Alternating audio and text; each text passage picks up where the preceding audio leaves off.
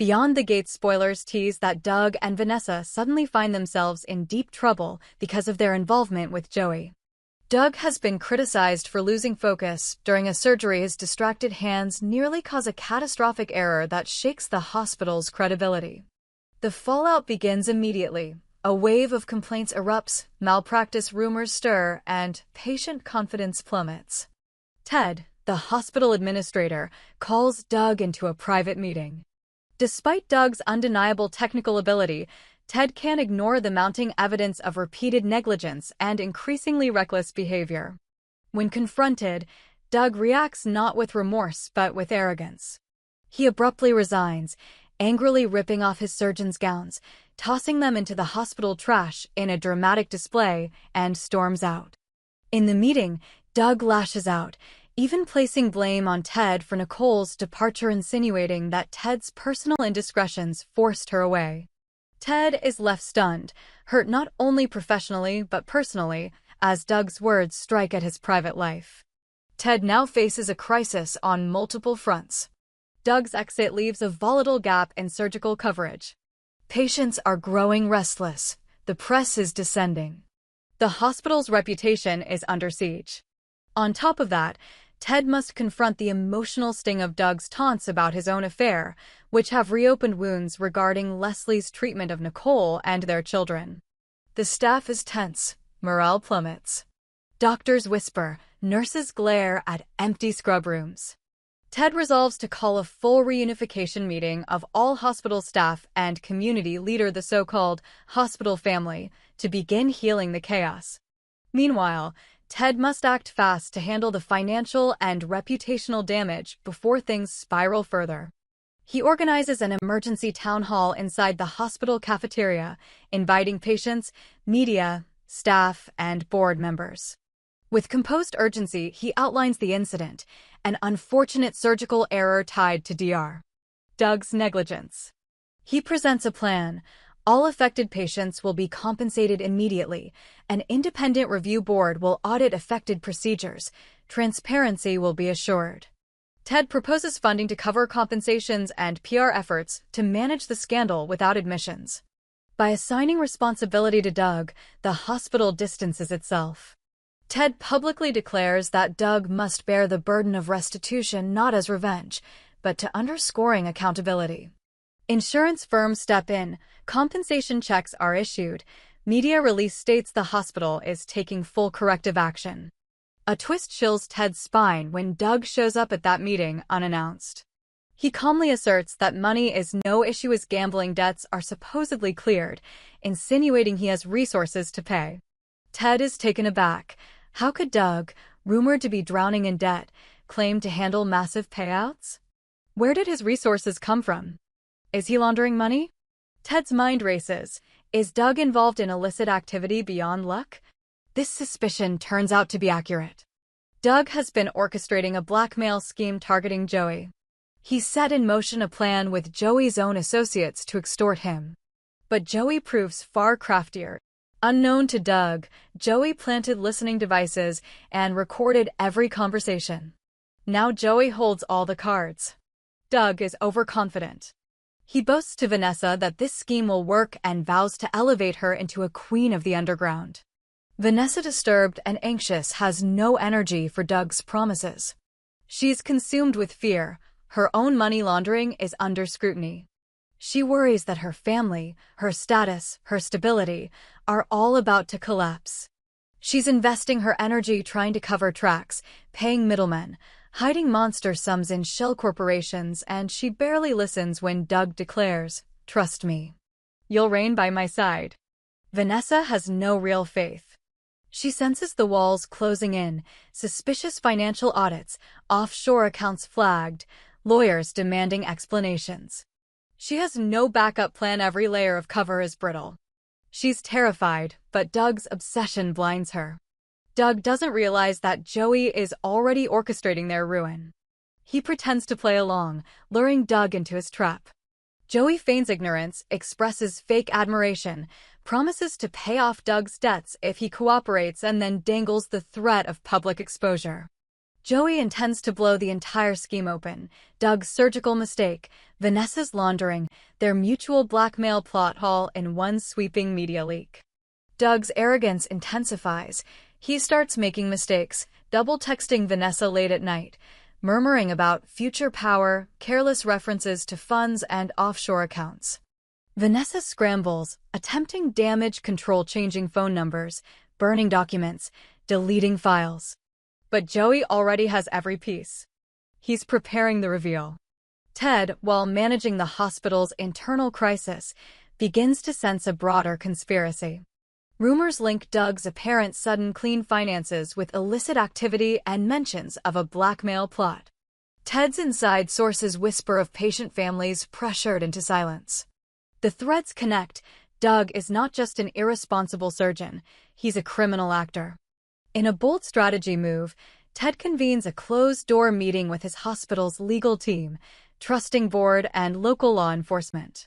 He stakes a calculated plan, lure Doug into a confession under pretext of negotiated compensation, confront Vanessa separately once money laundering evidence is secured, and weaponize Joey's recorded evidence to bring them down. But in a way that insulates the hospital. Ted works quietly but decisively, securing search warrants, freezing accounts, and arranging discreet protection for whistleblowers. In parallel, Vanessa's internal panic grows. She calls Doug at midnight. "They're going to come for us. We need to lie low." Doug dismisses her fears. "No, we'll control it. By the time they come for us, they'll be too late." She sobs with frustration. What if they bring in Joey's recordings? Doug hesitates for the first time, his confidence flickering. Inside the hospital, Ted's supposed family meeting yields fragile solidarity. Staff are absolved publicly, trust is tentatively restored. He announces hiring of top-tier temp surgeons and institutes a peer review process. He positions the hospital as learning from its mistakes, owning the narrative. The PR pivot works. Local media coverage cools. Patient appointments resume. Momentum shifts back toward stability for a moment. But outside, the war intensifies. Joey dispatches private investigators to Vanessa's shell companies. Bills arrive abruptly, legal notices, bank holds. Blackout data freezes her funds. She goes into hiding. Doug attempts to reach her, phone calls go to voicemail, messages deleted. The dream of placing Vanessa on a throne evaporates. Ted's team executes their coordinated move. They invite Doug to sign restitution papers under pretense of negotiating settlement. Doug, hungry to flush money, confident in his bank backing, agrees to come in. He enters into Ted's office, where a lawyer, investigators, and police wait. They present irrefutable evidence: his gambling debts, wire transfers from Vanessa, audio recordings from Joey's devices, patient complaint logs. Doug's face tightens as realization dawns. This was not negotiation. This is arrest. He's read his rights, cuffed. Vanessa is arrested days later in a pre-dawn raid on her house. They find encrypted financial records, corporate documents, hidden hard drives. She pleads fear and manipulation. But prosecutors already have tapes: Doug conspiring to extort Joey, Vanessa receiving and laundering funds. The case builds swiftly. At the hospital, Ted addresses the staff again. He stands before them solemn yet firm and says, "We are not defined by one person's failure." The press is invited.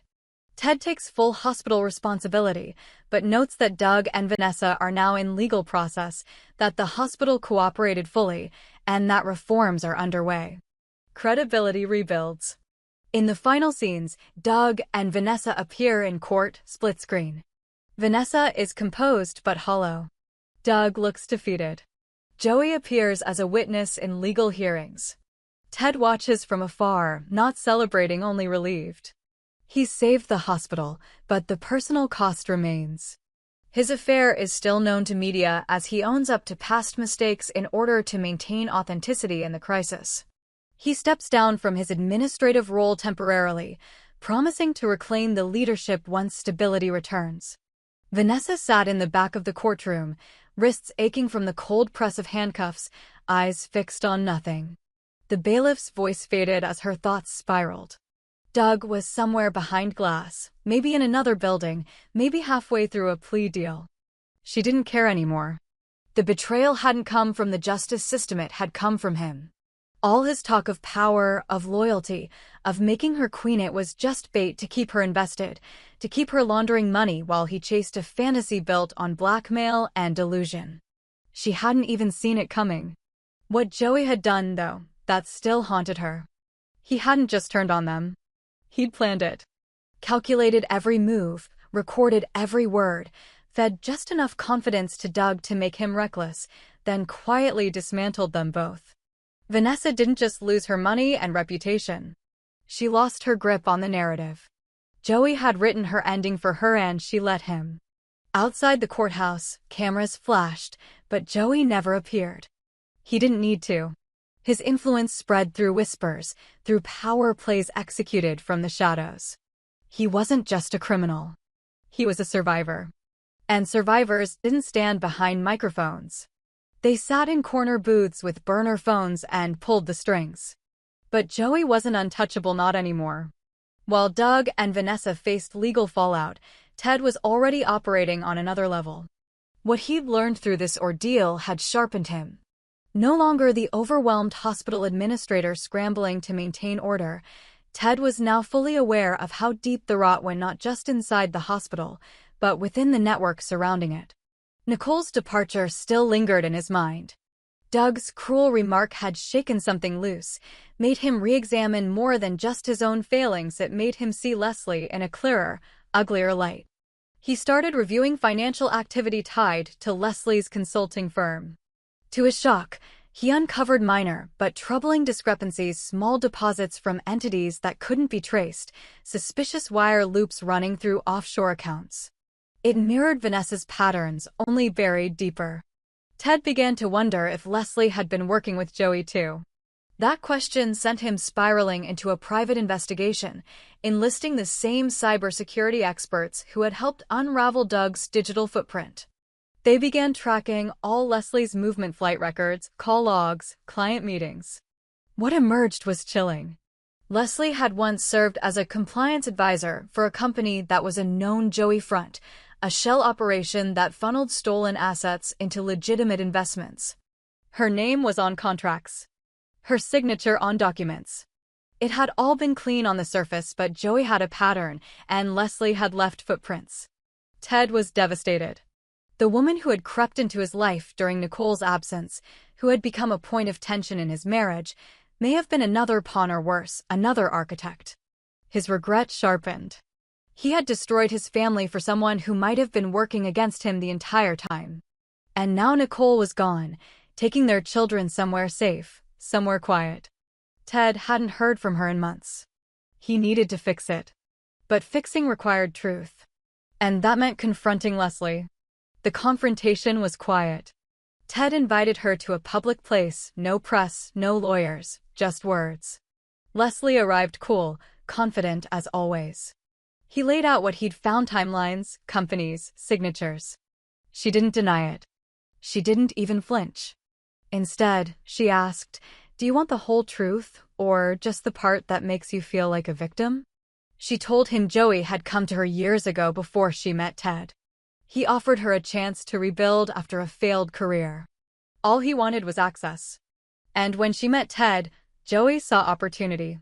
She didn't sabotage the hospital, she insisted. She kept him away. But Doug opened the door wide. Vanessa handed Joey everything. Leslie just watched it happen, hoping Ted would stay clean. "But you didn't stop him," Ted said, his voice low. "No," she replied. "I didn't." That was the end of them. In the weeks that followed, Ted released a public statement announcing his indefinite leave from the hospital. He admitted failures, both as a leader and as a man, and announced that a new interim board would oversee operations. He had built the hospital's reputation once, now it was time to let others restore it. Doug, under pressure and facing irrefutable evidence, took a plea deal. He agreed to cooperate fully against Joey and Vanessa in exchange for reduced prison time. He exposed Joey's laundering schemes, naming corrupt local officials, bribes, rigged investments. In the process, he burned every bridge he ever built. Vanessa refused any deal. She saw the whole thing as a betrayal. Her trial began within a month, and despite her lawyer's best efforts, the prosecution painted her as the central figure in a criminal enterprise. They used Doug's words against her. Joey's recordings, financial trails, offshore accounts. She lost everything. The sentencing was brutal. She stared ahead blankly as the judge spoke. Joey, predictably, vanished again. No charges ever landed. His name was tied to operations, but every thread ended before it reached him. He had bought himself out, erased his tracks. A ghost in a tailored suit. And then, a surprise. Nicole returned. Not to reclaim a family, but to bring it closure. She attended a private settlement hearing arranged by Ted's lawyers. She wanted clarity about their divorce, the children's futures, and Ted's role in the chaos. She was calm. Detached. Not angry, just tired. They spoke for hours. Ted apologized without excuse. He didn't beg, didn't make promises. He simply owned what he did and what he failed to see. Nicole said, "You always thought you were protecting us. But you weren't even watching." That line stayed with him.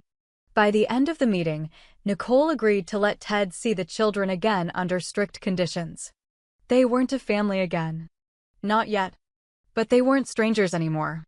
The final chapter came unexpectedly. Months later, an anonymous source sent Ted a flash drive. On it, new evidence linking Joey to a European banking syndicate currently under international investigation. Names, ledgers, account numbers. The implication was clear: Joey wasn't invincible. He could be reached. The sender was anonymous, but Ted recognized the writing on the note attached. A single word: Vanessa. Even from inside a prison cell, she had made her move. And maybe, just maybe, Joey had finally made the wrong enemy. A storm rolled in quietly the night Joey slipped off the grid for good. The world moved on, above-ground news cycles spun, courts adjourned, and the hospital began rebuilding, but under the surface, something darker churned. Joey's name no longer trended, but his fingerprints were everywhere. Accounts frozen in Lisbon, real estate seized in Dubai, burner phones tracked across 3 continents. It wasn't the authorities chasing him this time. It was someone far more dangerous. Vanessa had found her purpose. Prison didn't break her, it focused her. Stripped of her wealth, her reputation, and the man who promised her power, she sat in her cell and thought. Every piece of the puzzle fell into place. The way Joey had watched her, studied her, praised her while secretly recording her downfall. The calculated way he let Doug self-destruct while standing back with clean hands. Vanessa had been made to take the fall. But she was done being someone else's sacrifice. The flash drive she sent to Ted wasn't just a warning, it was bait. She knew Joey would catch wind of it. He always did. She wanted him to know that she remembered everything and that she still had reach. It was a message: I can still hurt you from here. And Joey, wherever he was hiding, heard it loud and clear. He started moving sloppily after that. The first sign was a flagged wire in a bank in Geneva, unusual for someone like Joey, who rarely left digital trails. Then came the resurfaced alias in a luxury villa rental in Corsica, followed by a private jet manifest in Bangkok under a name long thought burned. He was slipping. And Vanessa had allies now. One of them was someone Joey had never expected: Ted. Ted had returned to his post at the hospital, quietly, after months away. The new board approved his reinstatement after a third-party ethics review cleared him of criminal complicity. But he was different now: older, sharper, more strategic. The man who once ran the hospital with compassion and ambition now ran it like a fortress. Trust was earned by inches. No more blind loyalty. No more second chances. He didn't forgive Vanessa, but he understood her. They shared a common enemy now, and that was enough. Working through discreet intermediaries, Ted helped validate the documents Vanessa smuggled out from her trial prep. Swiss banking records, fake trusts, and, most importantly, a hidden code embedded in encrypted ledgers Joey used to launder money through surgical research charities. The irony was suffocating. Joey had used the hospital's own legacy, its reputation for saving lives, as a front for blood money. Ted quietly passed everything to Interpol. Weeks passed. Then came the news. Joey's network was being dismantled. Raids in Monaco, Lisbon, Berlin. An arrest in Hong Kong, a courier. A frozen account in Liechtenstein. Still no Joey. But the trap was closing. Like a chess player who'd been 3 moves ahead for years, Joey now found himself surrounded by pieces he couldn't control. And then silence. Until one last message arrived.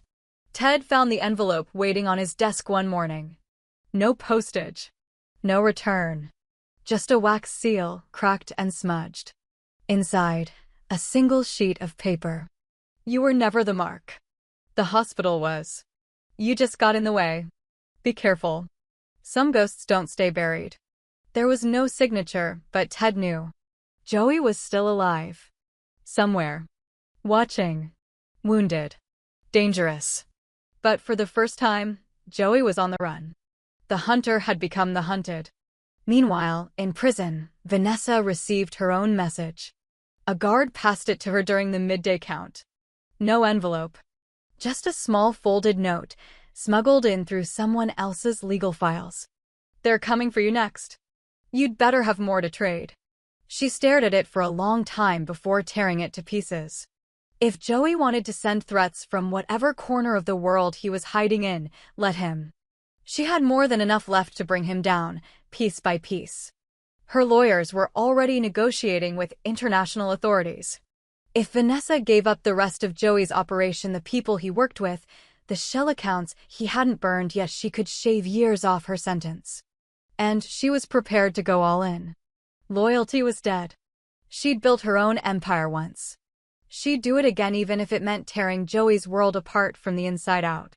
As for Doug, he was serving quietly, removed, forgotten, his name erased from headlines. No more swagger. No more schemes. Just a cell for gray walls and endless time. Vanessa hadn't spoken to him once. She never would. Nicole, now back with her children and far from the city, received news of the hospital's slow recovery through occasional updates. She and Ted spoke rarely, but there was peace between them. Forgiveness hadn't fully arrived, but the weight of betrayal no longer hung so heavily. She focused on healing her children's trust, on rebuilding what mattered. Ted never remarried. He didn't need to. The hospital stood guard, yes, but strong. Vanessa remained a prisoner with power. Doug faded into insignificance. And Joey, the man who once controlled them all, now existed only in whispers and warrants. But as long as those whispers remained, as long as that final note lingered in Ted's memory, one thing was certain. The gates had closed behind Joey. But not forever.